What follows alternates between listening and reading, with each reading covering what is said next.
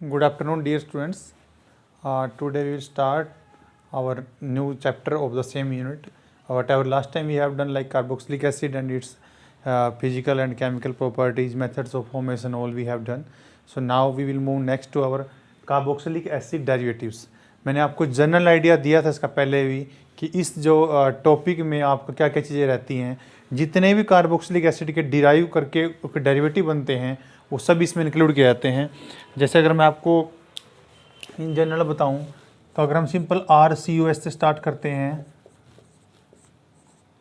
ये आपके पास है। मैंने आपको लास्ट लेक्चर में बताया है कि जब आप इस ग्रुप को रिप्लेस कर देते हो, वो किसी भी सिस्टम से हो सकता है, मैं अलग अलग आपको बता देता हूँ। जैसे मान लो मेरे पास ये है, अगर मैं इस OH को रिप्लेस कर देता हूँ Cl से, तो आपके पास बन जाता है RCOCl। अगर मैं इस सिस्टम को रिप्लेस कर देता हूँ RCOOC डबल बॉन्ड O और डैश और कुछ भी लिख सकते हैं हम, मतलब इस OH को मैंने रिप्लेस कर दिया OCOR डैश से, ठीक है। या मैं इस OH को रिप्लेस कर देता हूँ आपका, जैसे अल्कोहल से करते हैं हम, तो यहाँ बन जाएगा RC डबल बॉन्ड OR, ये आपका एस्टर बन जाएगा। अगर मैं सिस्टम को रिप्लेस कर देता हूँ अमोनिया से, मतलब इसको NH2 से कर देता हूँ, तो RCOO आपका NH2, ठीक है। तो ये सारे के सारे जो मैंने लिखे हैं डेरिवेटिव्स हैं, डिफरेंट डेरिवेटिव्स हैं, ठीक है। अगर यहाँ पे कोई Cl नेगेटिव का सोर्स था, उसने अटैक किया और यहाँ से OH निकल गया तो ये बन जाता है। अगर यहाँ कोई भी मान लो मैं यहाँ पे डाल देता हूँ कोई H है यहाँ साथ में और P2O5 जैसा कोई डिहाइड्रेटिंग एजेंट है तो ये रिएक्शन हो जाएगी। यहाँ मैं SD या बेसिक मीडिया जो भी लेना चाहूँ उसके अकॉर्डिंगली मैं रिएक्शन कर सकता हूँ, ठीक है। इसी तरह इसमें वाटर बाहर निकल जाता है, तो आपके पास डिफरेंट कंपाउंड्स यहाँ पे बन जाते हैं। अब इसको बोलते हैं एसाइल हैलाइड, ठीक है, एस्कोलाइड बोल सकते हो। इसको बोलते हैं एसिड एनहाइड्राइड, और इसको बोलते हैं एस्टर, और इसको बोलते हैं अमाइड, ठीक है। तो ये थोड़े जनरल मैंने आपको बता दिया कि एसिड से उसके डेरिवेटिव किस किस तरीके से आप बना सकते हो। तो ये हमारे पास एसिड के सारे डेरिवेटिव्स आ गए। अब वन बाय वन करके इनकी प्रॉपर्टी जो आपके सिलेबस में मेंशन है वो हम देखते हैं। तो मैं इसको क्लीन करने जा रहा हूँ। अब देखिए इसमें आपका जो कॉमन मैंने उधर लिखा, ये पोर्शन आपका और ये आपका पोर्शन था जो वो कॉमन रह गया इसमें, जो सभी में है, ठीक है। इसी को बोलते हैं असाइल ग्रुप, जो सब के अंदर प्रेजेंट है। देखो आप सब में, यहाँ अगर हम देखें, यहाँ पे देखें, यहाँ पे देखें, यहाँ पे देखें, ठीक है। ये पोर्शन सब में कॉमन है, इसी को असाइल ग्रुप बोलते हैं, ठीक है।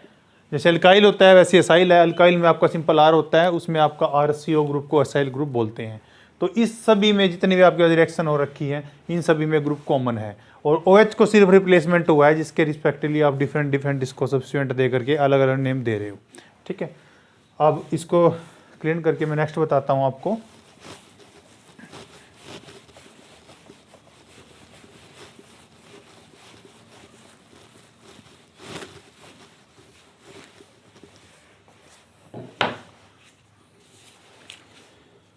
आपके सिलेबस में जो चीज़ें मेंशन है हम उनको देखते हैं। सबसे पहले आपके सिलेबस में मेंशन है इसमें कि इनकी रिएक्टिविटी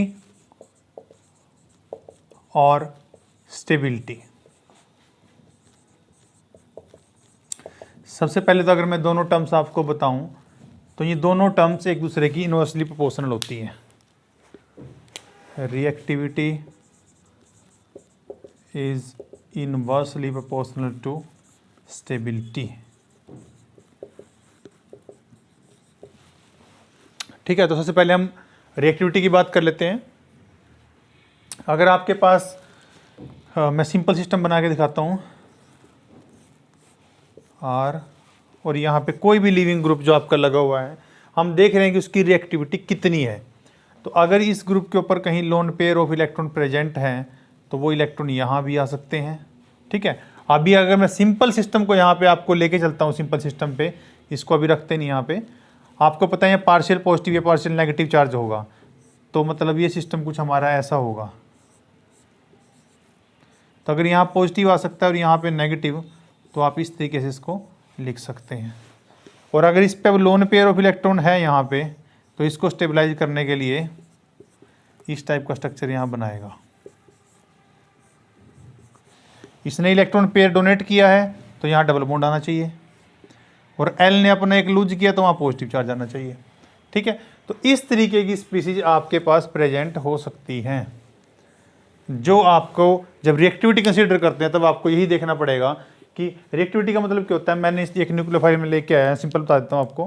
एक न्यूक्लियोफाइल आया, उसने इस पे अटैक किया, आपका नेगेटिव चार्ज इस साइड गया, जो बाद में वापस आएगा तो आपका वापस आ गया चार्ज यहाँ पे। ठीक है, जब वापस आया इस बॉन्ड में तो उसने आकर के इस एल को लीव करा दिया, तो मतलब एल आपका लीविंग ग्रुप है। अगर कोई भी फैक्टर ऐसा जो एल के साथ इस कार्बन के बॉन्ड को स्ट्रॉन्ग करता है, मतलब सिंगल बॉन्ड ना रह करके उसको partial double bond character provide करता है, तो वहां पे एल का निकलना डिफिकल्ट हो जाता है। ठीक है, तो अब आपको सिर्फ ये चेक करना पड़ेगा कि एल का निकलना इजी जहां पे होगा वहां पे लीविंग ग्रुप आपका अच्छा रहेगा, मतलब जल्दी लीव करेगा, तो उस कंपाउंड की रिएक्टिविटी हमेशा ज़्यादा होगी। तो मैं आपको ये वाला कंपाउंड जो लिखा है इसमें डिफरेंट सब्स्टिट्यूशन करके दिखाता हूँ। जैसे मेरे पास ये स्पीसीज प्रेजेंट है, कार्बन ऑक्सीजन यहाँ पॉजिटिव आ गया, यहाँ पे आर है। सबसे पहले मैं यहाँ पे लगा देता हूँ NH2, अमाइड के लिए बनाता हूँ, यहाँ पॉजिटिव आ गया। ठीक है, सॉरी, अब यहाँ पे दिखाने की जो डबल बॉन्ड आ चुका है। दूसरा मैं स्ट्रक्चर लेता हूँ, NH को 1 मान लिया। दूसरा बनाते हैं हम CO नेगेटिव R, यहाँ पे ऑक्सीजन आ गया आपका, और यहाँ पे R, यहाँ पॉजिटिव आ गया। ये सेकंड स्ट्रक्चर मान लिया जो एस्टर केस में होता है। अब मैं थर्ड स्ट्रक्चर लेता हूँ CO नेगेटिव R, ऑक्सीजन, और इसके साथ बचा हुआ पूरा ग्रुप। ठीक है, ये हमारा थर्ड स्ट्रक्चर हो गया। उसके बाद कार्बन ऑक्सीजन एल्काइल ग्रुप और डबल बॉन्ड। अब आपका यहाँ पे मान लो Cl है तो उस पर पॉजिटिव आएगा। ठीक है, ये मेरा फोर्थ स्ट्रक्चर हो गया। तो मैंने सभी के लिए स्ट्रक्चर बना के देख लिए। अब मैं देखता हूँ स्टेबिलिटी की बात करता हूँ। आपके पास यहाँ पे ऑक्सीजन है, नाइट्रोजन है, क्लोरीन है। सबसे पहले ऑक्सीजन और नाइट्रोजन की बात करते हैं। ऑक्सीजन और नाइट्रोजन में से आपको पता है इलेक्ट्रोनेगेटिविटी ऑक्सीजन की हमेशा ज़्यादा होती है। ठीक है, जिसकी इलेक्ट्रोनेगेटिविटी ज़्यादा होती है वो हमेशा अपने इलेक्ट्रॉन खींच के रखता है। ठीक है, मतलब वो इलेक्ट्रॉन ईजिली डोनेट नहीं करता अगर हम इन जनरल बात करें। लेकिन नाइट्रोजन की ऑक्सीजन के कंपैरिजन में इलेक्ट्रोनेगेटिविटी कम है, तो नाइट्रोजन की डोनेट करने की पावर ऑक्सीजन से ज़्यादा है। अगर नाइट्रोजन डोनेट करेगा तो इस टाइप का कैरेक्टर आने की पॉसिबिलिटी ज़्यादा है। नाइट्रोजन ने डोनेट किया तो डबल बॉन्ड यहाँ बढ़ जाएगा, मतलब पार्शियल डबल बॉन्ड कैरेक्टर की जो पॉसिबिलिटी है वो अधिक हो जाती है, वो बढ़ जाती है यहाँ पे। तो यहाँ जब पार्शियल डबल बॉन्ड कैरेक्टर की ज़्यादा हो गया तो मतलब यहाँ पार्शियली डबल बॉन्ड कैरेक्टर आ गया, तो इसका मतलब इस ग्रुप को लीव करना आसान नहीं है। तो इसका मतलब ऑक्सीजन और नाइट्रोजन में ऑक्सीजन वाला जो सिस्टम है इसकी रिएक्टिविटी सबसे कम होनी चाहिए, क्योंकि ये इसको निकालना डिफ़िकल्ट है। तो हम कर देते हैं इसको सबसे कम कर देते हैं। उसके बाद अब ऑक्सीजन आपस में दो हैं आपके पास। अब आपको देखना है इन दोनों में से स्टेबलाइज ज़्यादा कौन सा होगा। ठीक है, अगर हम यहाँ स्टेबिलिटी की बात करें, जो मैं बात कर रहा था अभी, रिएक्टिविटी की बात की थी मैंने, तो रिएक्टिविटी डेफिनेटली कम होगी, और रिएक्टिविटी स्टेबिलिटी का उल्टा है। अगर इसकी रिएक्टिविटी लिस्ट है तो ये मोस्ट स्टेबल होगा। ठीक है, अगला इन दोनों में कंपैरिजन करते हैं। यहाँ भी ऑक्सीजन पॉजिटिव है, यहाँ भी पॉजिटिव है, तो डिफरेंस कहाँ है, इस पोर्शन में और इस पोर्शन में। पॉजिटिव चार्ज को रिलीजिंग ग्रुप लगा हुआ है आर, जो उसको इलेक्ट्रॉन दे रहा है, मतलब इसका प्लस आई इफेक्ट है, और इसका है पूरे ग्रुप का यहाँ CO विड्रॉ कर रहे हैं माइनस आई इफेक्ट। तो पॉजिटिव चार्ज के ऊपर प्लस आई वाला अगर ग्रुप लगता है तो उसकी जो स्टेबिलिटी है उसको बढ़ाता है, उस स्पीसीज को स्टेबल करता है। मतलब ये जो आपकी स्पीसीज है ये स्टेबल ज़्यादा होगी in comparison to this one. इसमें क्या होगा, ये विड्रॉ कर रहा है तो इस पॉजिटिव चार्ज को डिस्टेबलाइज करेगा, उसको इंटेंसीफाई करेगा, उसकी पॉजिटिव बढ़ाएगा तो उसको डिस्टेबलाइज करेगा। तो अगर स्टेबिलिटी की बात करें तो इन दोनों में स्टेबिलिटी का अगला ऑर्डर इसका आता है। ये आपका अगर रिएक्टिविटी की बात करें तो स्टेबिलिटी का ऑर्डर उसका आएगा और रिएक्टिविटी का ऑर्डर इसका आएगा। तो आप यहाँ पॉजिटिव चार्ज को स्टेबलाइज करने के लिए आर लगा हुआ है जो उसको इलेक्ट्रॉन दे रहा है।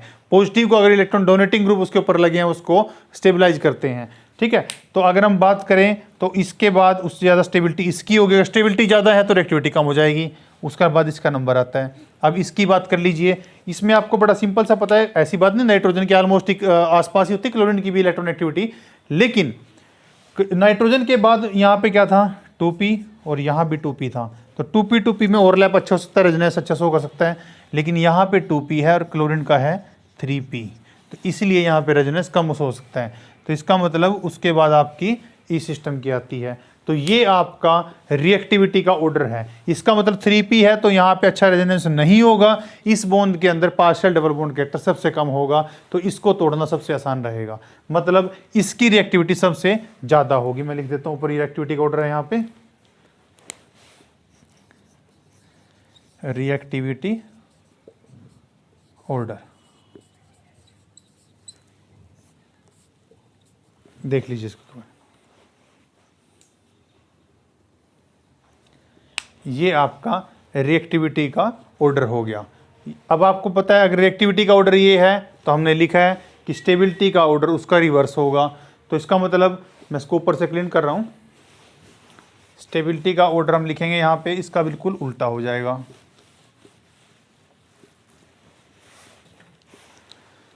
ये आपका रिएक्टिविटी ऑर्डर हो गया और स्टेबिलिटी ऑर्डर आपका रहेगा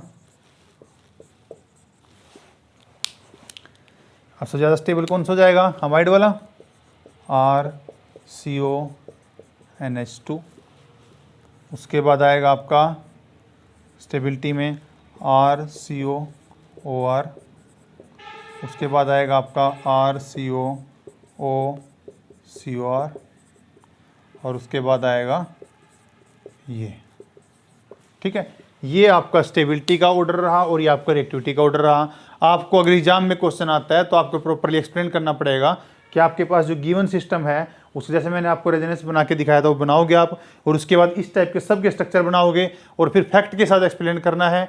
मैंने सबसे पहले ऑक्सीजन, नाइट्रोजन और क्लोरीन में डिफरेंसेस कैसे किया, इन सब में ऑक्सीजन की इलेक्ट्रॉन एक्टिविटी ज़्यादा थी, तो ऑक्सीजन की इलेक्ट्रॉन एक्टिविटी ज़्यादा थी और नाइट्रोजन की उससे कम थी, तो हमने ऑक्सीजन नाइट्रोजन में कंपैरिजन करके नाइट्रोजन वाले की जो रिएक्टिविटी है वो कम बताई थी और स्टेबिलिटी ज़्यादा बताई थी।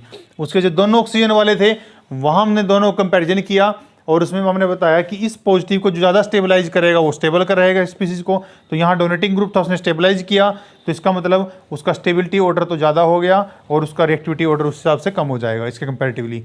Cl का हमने बात किया 2p 3p ओवरलैप अच्छा नहीं होता, तो पार्शियल डबल बॉन्ड कैरेक्टर सबसे कम आने की संभावना है यहाँ पे, इसीलिए ये इजीली लीव कर जाएगा। तो ये रीजन रहता है कि इसका स्टेबिलिटी और रिएक्टिविटी ऑर्डर इस तरीके से आपको एक्सप्लेन करना आ सकता है, किसी भी तरीके से आ सकता है, आपको स्टेबिलिटी पूछा जा सकता है और रिएक्टिविटी पूछा जा सकता है, तो आप उसको इसी पैटर्न में एक्सप्लेन करेंगे। उसके बाद उसने आपको जनरल रिएक्शन मैं बता देता हूँ, उसने बता रखा है कि किस तरीके से आपका जो इस रिएक्टिविटी की हम जब बात कर रहे थे तो इस असाइल ग्रुप के ऊपर सब्स्टिट्यूशन होता कैसे है वो देख लेते हैं एक बार।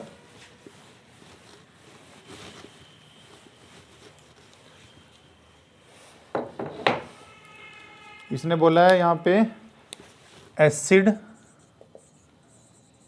कैटालिसिस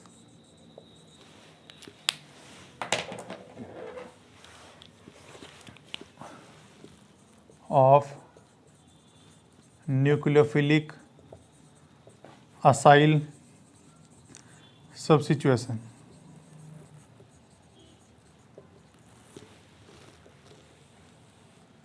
ये देखिए आप, ठीक है। इसमें आप देखो एसिड कैटालाइज रिएक्शन है, तो मैं आपको सिंपल वो एग्जांपल लेके बता देता हूँ। ये आपका लिविंग ग्रुप है। अब एसिड में बेटे क्या होता है, H पॉजिटिव, और यहाँ पे इलेक्ट्रॉनिक सेंटर ये है, तो इस पे आपका प्रोटोनेशन हो गया, प्रोटोनेशन होने पे यहाँ पॉजिटिव चार्ज आया। ठीक है, उसके बाद जो भी आपके पास न्यूट्रल न्यूक्लियोफाइल है वो आपका न्यूक्लियोफाइल इस पे अटैक करेगा यहाँ पे, और आपका पॉजिटिव यहाँ मूव कर जाएगा। मतलब आपके पास स्पीसीज कुछ ऐसी जनरेट हो जाएगी।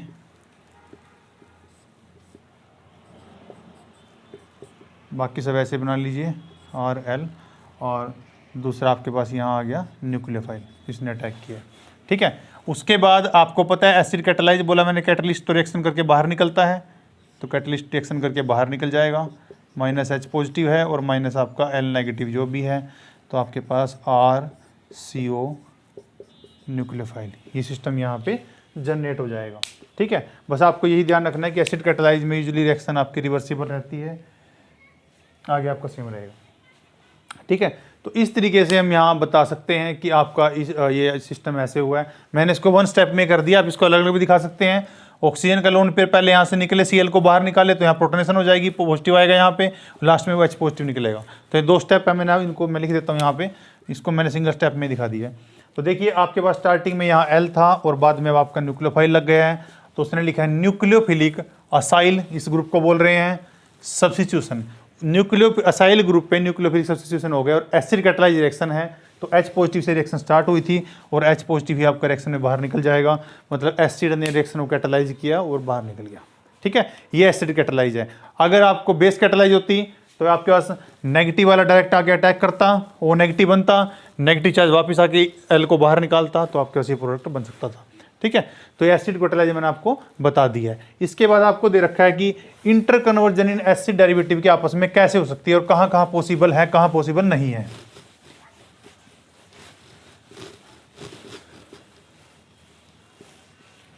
देखिए मैं इनको ऑर्डर में लिख देता हूं आपके पास, RCOCl, उसके बाद आपका एनहाइड्राइड था, उसके बाद आपका एस्टर, और उसके बाद आपका अमाइड। तो आपको पता है आपके पास जो रिएक्टिविटी का ऑर्डर था वो इस पैरेलल में था। तो हमेशा एक चीज़ याद रखनी है आपने कि आप मोर रिएक्टिव फॉर्म को लेस रिएक्टिव में कन्वर्ट कर सकते हैं, बट वाइस वर्सा पॉसिबल नहीं है। मतलब क्या उस पॉइंट का कि ये मेरे पास मोर रिएक्टिव फॉर्म है, ये मैं इसको इसमें कन्वर्ट कर सकता हूँ, ये वाली सी रिएक्टिव है मैं इसको इसमें कन्वर्ट कर सकता हूँ, इसको इसमें कन्वर्ट कर सकता हूँ, लेकिन मैं उल्टा नहीं कर सकता। ठीक है, मैं इसको रिवर्स नहीं कर सकता। ठीक है, तो इसका मतलब क्या हुआ कि आप इसको जब इसमें तो कन्वर्ट कर सकते हैं, लेकिन इससे इसको उल्टा नहीं कन्वर्ट कर सकते। ठीक है, तो आपका मोर रिएक्टिव फॉर्म से आप लेस रिएक्टिव फॉर्म तो बना सकते हो, मतलब ये भी पॉसिबल है लेकिन उल्टा पॉसिबल नहीं है, ये भी पॉसिबल है पर इसका भी उल्टा पॉसिबल नहीं है, ये भी पॉसिबल है पर इसका भी आप रिवर्स नहीं कर सकते। ठीक है, तो मतलब इसका मतलब क्या हुआ कि लीस्ट रिएक्टिव आपकी ये फॉर्म हुई जो हमने अभी देखा विथ रिएक्टिविटी स्टेबिलिटी में, और मोस्ट रिएक्टिव आपकी ये फॉर्म हुई, इसको बोलते हैं इंटर कन्वर्जेंस। तो इंटर कन्वर्जन में अगर आप देखो तो मोर रिएक्टिव को आप लेस रिएक्टिव फॉर्म में कन्वर्ट कर सकते हैं, लेस रिएक्टिव को मोर रिएक्टिव में उल्टा कन्वर्ट नहीं कर सकते, मतलब उससे वो नहीं बना सकते। तो ये आपका इंटर कन्वर्जन हो गया।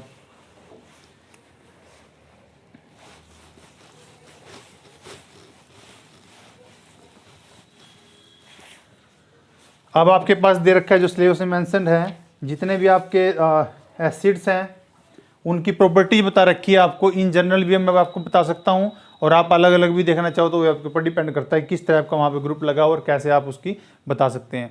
अगर फिजिकल प्रॉपर्टी की बात करें तो मैं थोड़ा थोड़ा एक्सप्लेन कर देता हूँ आपको। सबसे पहले लेते हैं एसिड क्लोराइड।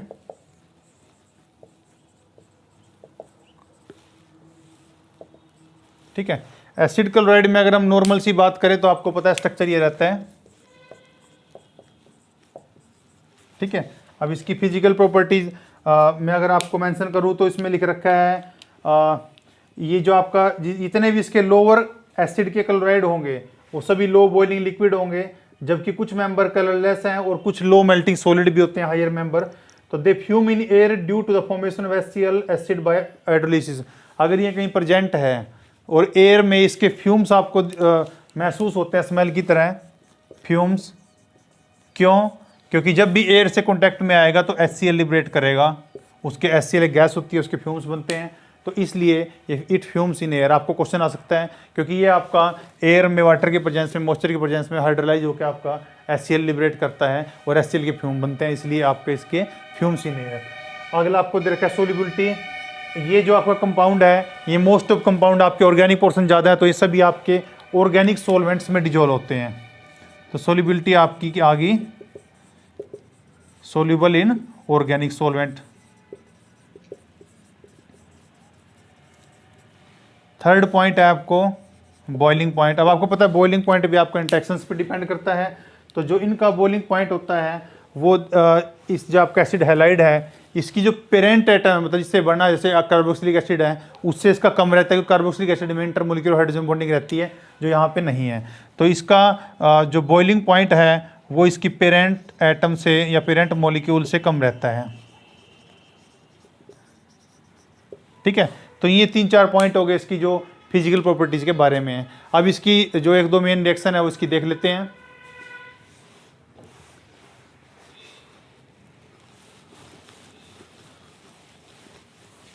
केमिकल रिएक्शन की अगर हम बात करें तो सबसे पहली रिएक्शन आती है इसमें केमिकल रिएक्शन। वेरी फर्स्ट है जो इसमें, उसमें आता है इसका कि इसकी हाइड्रोलिसिस होती है, हाइड्रोलिसिस।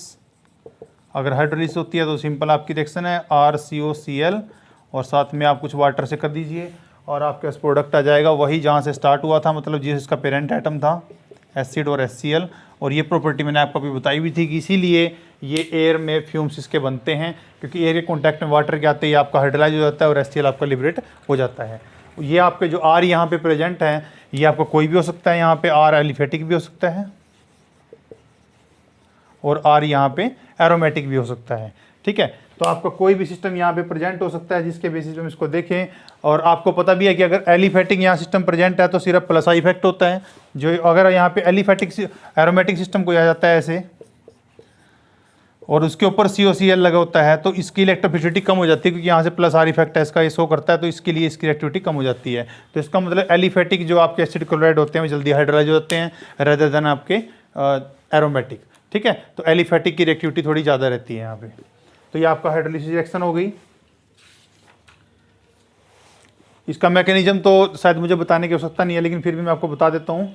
अगर आप इन जनरल, वैसे मैंने बता रखा है कि आपका L ग्रुप कैसे लीव करेगा, तो यहाँ पे Cl है और यहाँ R है, वही आपका वाटर, यहाँ से वाटर मोलिक्यूल आया, उसने ऐसे किया तो आपके पास बन गया CO नेगेटिव पॉजिटिव और यहाँ पे आपका प्रेजेंट है R और यहाँ पे Cl, ठीक है। तो उसके बाद आपका जो आपका नेगेटिव स्पीशीज यहाँ पे जनरेट हुई है उसको ही अपने इलेक्ट्रॉन को पुल करना पड़ेगा इसको Cl को बाहर निकालने के लिए। तो उसमें आपके पास पॉसिबिलिटी आती है। अब देखिए आपके पास यहाँ वाटर बन गया है, ये H पॉजिटिव है तो सबसे पहले यहाँ से H पॉजिटिव निकाल दीजिए, -H पॉजिटिव। जब H पॉजिटिव निकलेगा तो आपके पास स्पीशीज जनरेट हो जाएगी RCl O नेगेटिव और यहाँ OH। अब ये O नेगेटिव आएगा और इसको पुल करेगा तो आपके पास बन जाएगा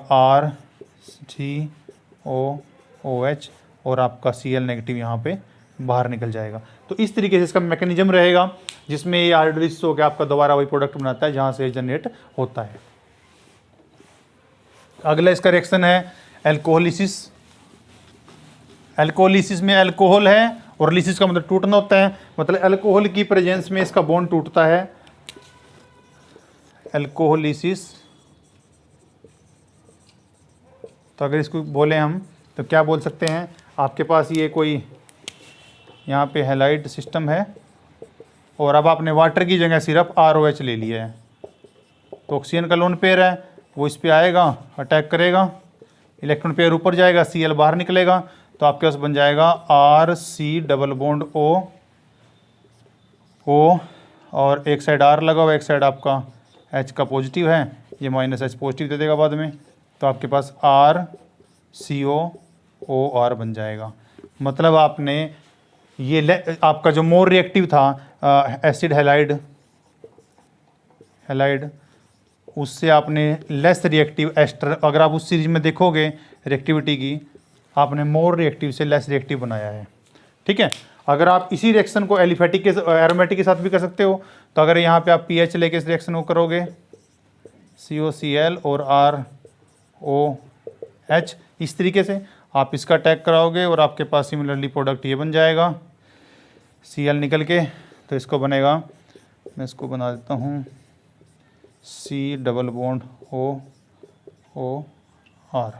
ठीक है, एरोमेटिक हमने आपको कोई एस्टर बना दिया है। और अगर आपको इस सिस्टम में जो मैंने आपको बताया है, अगर इसमें मैं पीएच के साथ यहाँ पे इस पीएच का जो R है इसको भी एरोमेटिक ले लेता हूँ, मतलब मैं यहाँ पीएच लगा देता हूँ, क्या बन जाएगा ये फिनोल, तो आपका यहाँ भी एक फिनोल जनरेट हो जाएगा।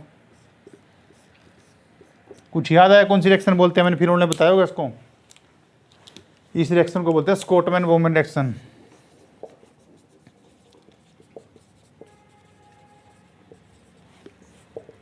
ठीक है, स्कॉटमैन बोहमैन रिएक्शन।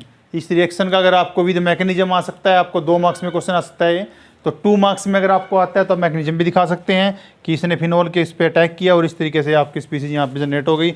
और इसमें आपका जो रहता है बेसिकली, उसने यहाँ अगर यहाँ पे मीडियम मेंशन है, जैसे आपको NaOH दिया है यहाँ पे, तो NaOH एक बेस होता है, तो बेस पहले क्या करेगा, एसिड प्रोटॉन यहाँ से लेगा, तो आपके पास फिनोक्साइड आयन जनरेट हो जाता है यहाँ से, और ये O नेगेटिव अब न्यूक्लियोफाइल बन गया, इस पे आके अटैक करेगा, उसको बाहर निकाल देगा। ठीक है, तो इस तरीके से आपको स्कॉटमैन बोहमैन रिएक्शन भी यहाँ पे एग्जाम में आ सकती है, तो आपको पता होना चाहिए। इसमें 2 ही मेन रिएक्शन आपको सभी के लिए दे रखी है, एक आपकी हाइड्रोलिसिस और दूसरी आपकी एल्कोलिसिस, जो मैंने अभी आपको करके यहाँ पे बताई है। ठीक है, तो हम इस लेक्चर में यहीं तक करते हैं, आगे हम दूसरा जो रिमेनिंग पोर्शन है वो आपका नेक्स्ट लेक्चर में कवर करेंगे।